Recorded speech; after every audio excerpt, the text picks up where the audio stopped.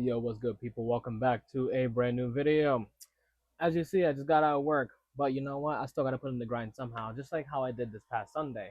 So sometimes you just have intrusive thoughts in your head that you just want to bring one of your favorite decks of all time, and then you realize it's a case tournament for the newest set.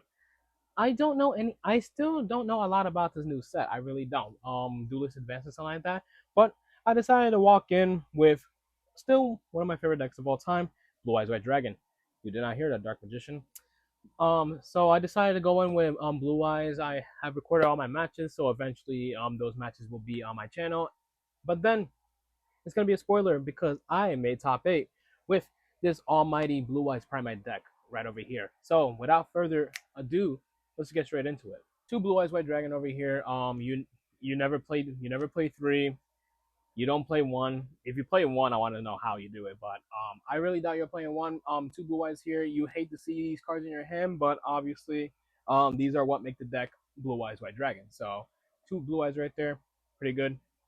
Your Blue Eye starters, we have triple copies of Sage with Eyes of Blue, triple copies of Maiden, and triple copies of the Wishes are for Eyes of Blue. So, your main starters over here, obviously Sage searches out a Light Tuner, which is either Veiler or Maiden of White.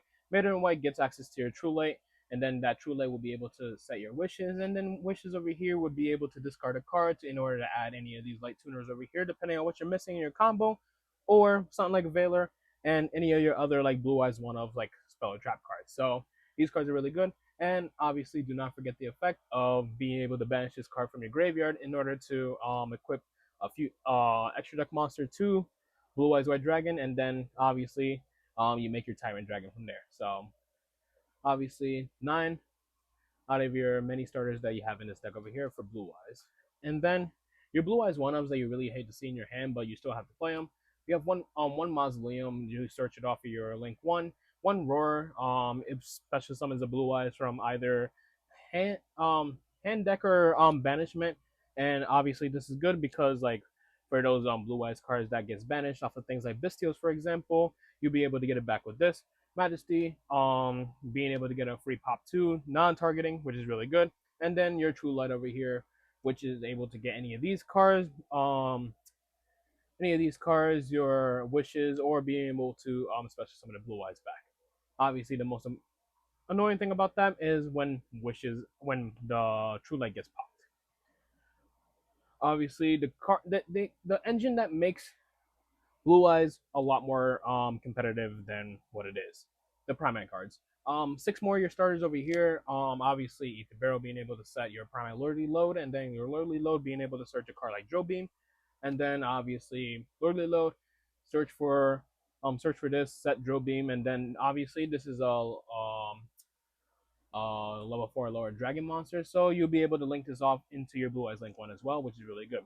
Probably one thing that I don't that I kind of regret is not playing a second Drill Beam, because being able to just get access to your Drill Beam, being able to either like kind of like draw it into your hand, or being able to get another one when one Drill Beam gets banished or something like that is really good there. But throughout this event, I did not miss the second Drill Beam all that much, but it's still a really good card to include at least maybe a 2 of in there for sure.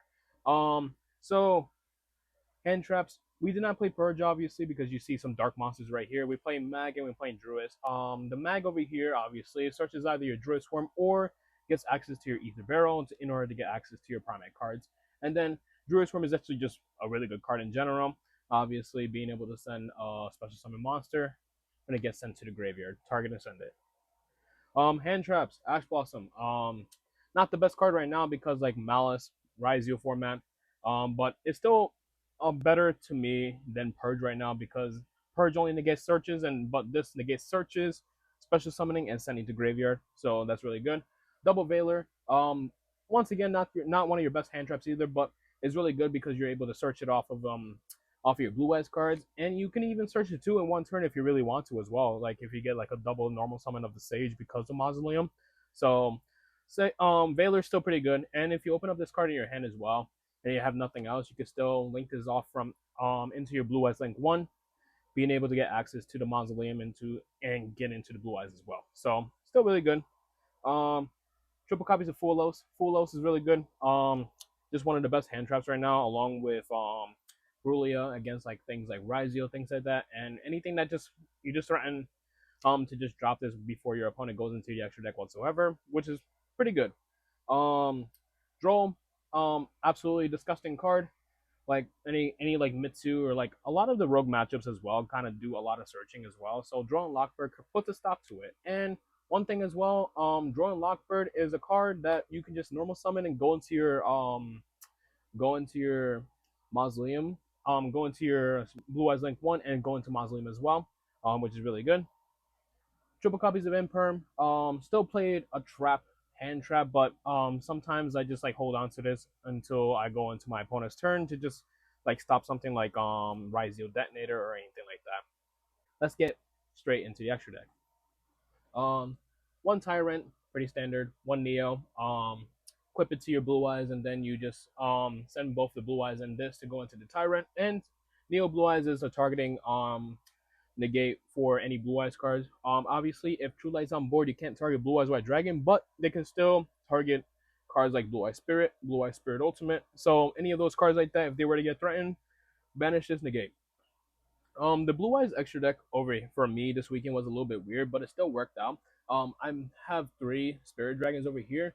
I only went into 2 at most, and I did go into 2 during one turn as well because it was just appropriate for those situations, and especially the fact that I had a third for a follow up as well. So having 3 was a pretty good call on my part. One Spirit Ultimate just for your on field Omni. I put in the Asia Rise for like the Ryzio matchup because the Ryzio Detonator is just a really annoying card, but being able to have a card like Asia Rise Silver Dragon is really good. Even if they were to pop a card like your True Light, and it destroys everything attempts to, this card would just protect all your dragon monsters from being destroyed. And is also the fact that Asia Rise over here is able to just reborn the Blue Eyes during your standby phase. And once Blue Eyes is revived, you can revive Maiden as well. So that's really good there. And you use that Maiden to give back to your True Light after that if it were to get destroyed at some time. So that's really good. Moonlight, and obviously one thing about the Asia Rise as well, Blue Eye Spirit would attempt to destroy it, but Asia Rise would protect itself because of his effect. So really cool. Moonlight, this card came up a couple times to just bounce back on card, so that's really good. Lightstorm Dragon, being able to just threaten back row, which is really good.